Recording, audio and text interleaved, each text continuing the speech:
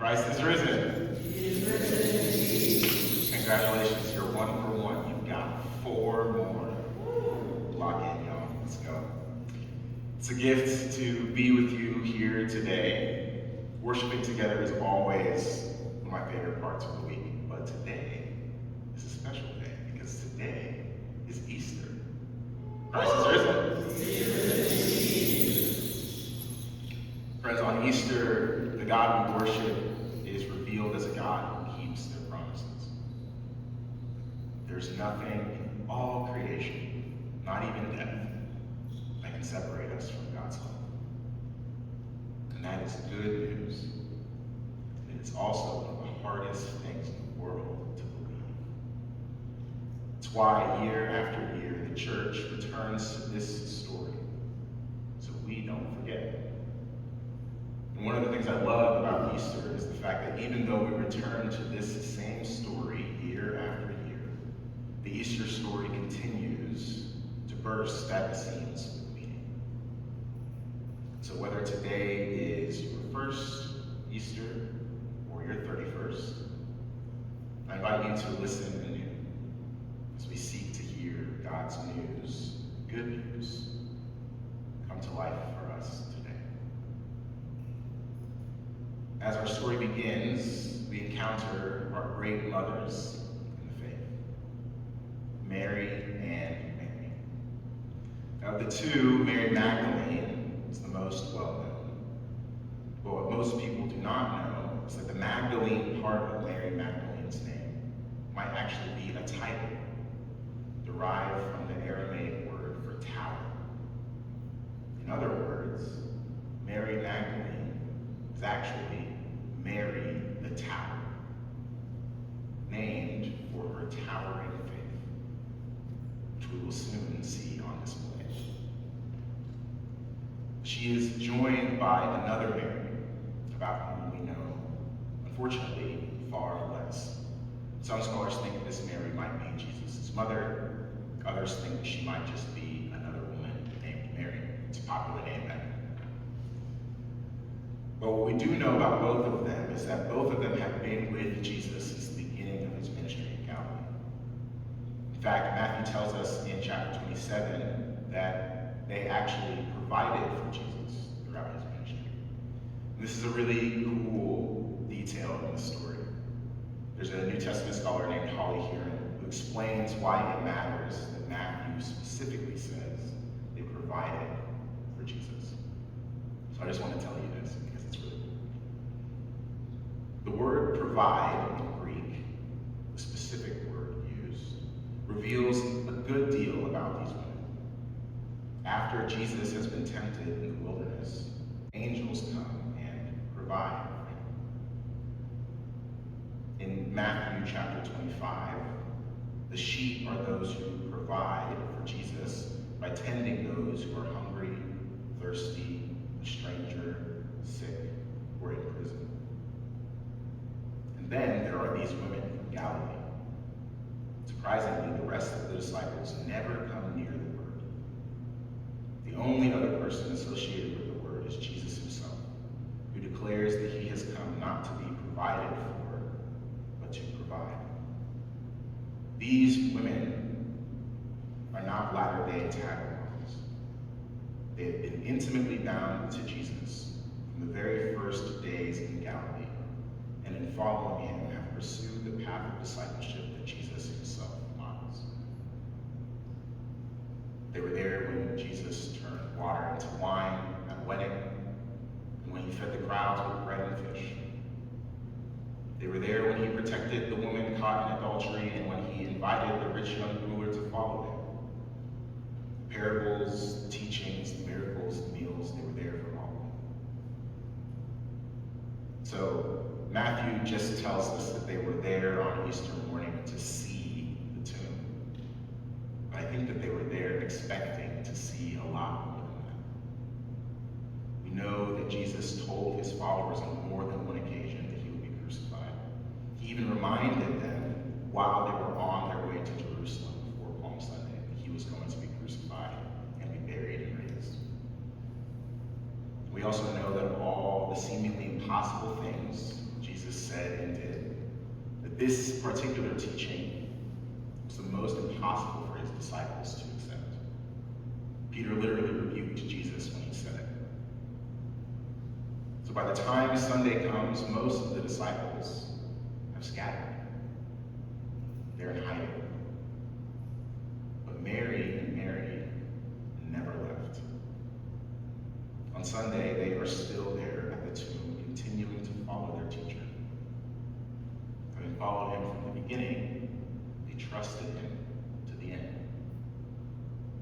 And because they trusted Jesus, they became the first people to see him after his resurrection.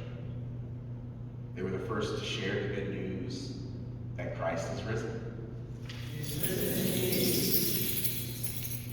These two women were the first Christian preachers. Our faith is possible because of theirs.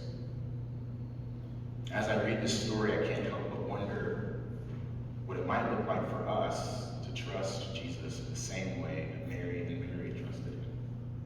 And not just about his death and resurrection, but about everything else that he said and did. I wonder what God is waiting to show us if we are willing to wait for God, even in the dark. And I wonder how our faithfulness, our trust, might help create the space for others to hear that good news too. We could stop there.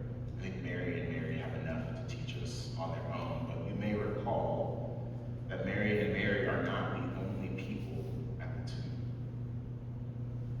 The day after Jesus was buried, the chief priests and Pharisees paid a visit to Pilate, the local governor appointed by Rome, and convinced him to release some soldiers to guard and seal the tomb that Jesus was buried in. You see, not believing, even though they did not believe in Jesus, these religious and political leaders did believe in the threat of Jesus. They were concerned that Jesus' followers would go to the tomb and steal the body, make people think that he rose from the dead. And that would be an issue, because if Jesus rose from the dead, then his pesky little followers might become even more emboldened to live out the way of Jesus, the way of life which threatens to cause immense disruption and upheaval of the status quo under Rome. Even though these men did not believe in Jesus, they did understand something that we, I think, too easily forget. That Easter, the resurrection, is meant to be the beginning of the end. The end of a world where religion is used as a tool of coercion and oppression. The end of a world where power is measured by the size of your sword or your wallet. The end of a world where strangers are used as scapegoats for our fear and anger. These are the ways of old creation, of empire. And on Easter, new creation begins. The resurrection means the end of empire itself. And Matthew tries to tell us this in his story. When the angel appears, we watch as the strong, powerful, armored Roman soldiers shake and fall to the ground as though they are dead. And notice, who doesn't faint? Mary and Mary. Put some respect on their names. Here's my favorite part. So after the angel speaks, after we see Rome tremble and fall like dead men to the ground, we learn that despite all their best efforts to guard the tomb is already empty. Rome was trying, but Jesus was already gone. The empire never stood a chance. So we leave the empty tomb on Easter, having seen what the empire is desperate to keep hidden. That the way of Jesus is strong enough to make even Rome tremble and fall. Rome has already calls us to follow Jesus out into the world, to share that good news. So the question is, of course, how do we do that? How do we live out this good news, especially when it seems like there is so much evidence to the contrary? Well, one possibility for me that comes to mind is something that we learned about in our Lenten lunches over the past several weeks. It's this concept called Sabbath. And Erica, I forgot to tell you this, but I put a slide in with this word, thank you. So Sabbath is an Arabic term for steadfastness and perseverance. And in Palestine specifically, it's become a way for Palestinians to describe how to live an abundant life in the midst of an ongoing genocide. And I'm going to try to get this man's name right. I had to recruit help. I practiced. Abdel Fattah Abu-Surur, the director of an NGO in a refugee camp outside of Jerusalem, describes Sabbath like this. Sabbath is continuing to live in Palestine, laughing, enjoying life, falling in love, getting married, having children. Sabbath is also continuing your studies to get a diploma, to come back here. Defending values is Sabbath. Building a house, a beautiful one, and thinking that we are here to stay. And then building a new and even more beautiful one than before when it is demolished. That is also Sabbath. That I am here is Sabbath. To proclaim that you are a human being and defending your humanity is Sabbath.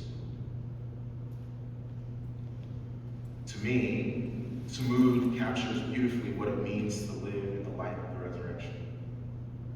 We are not simply called to go tell people that Christ is risen. No, we are also called to live, and to live abundantly. And the invitation to follow Jesus on Easter is an invitation to practice steadfastness and perseverance in a world where we are constantly confronted with struggle and grief and loss. It's an invitation to join Mary and Mary as living testimonies that great joy is possible even in the midst of fear. There is no greater witness to the power of God's love than a person who has come fully alive. And so may we today go out from this place ready to follow Jesus from the tomb out into the world, proclaiming with our mouths, and our hands, and every part of our being the good news that Christ is risen.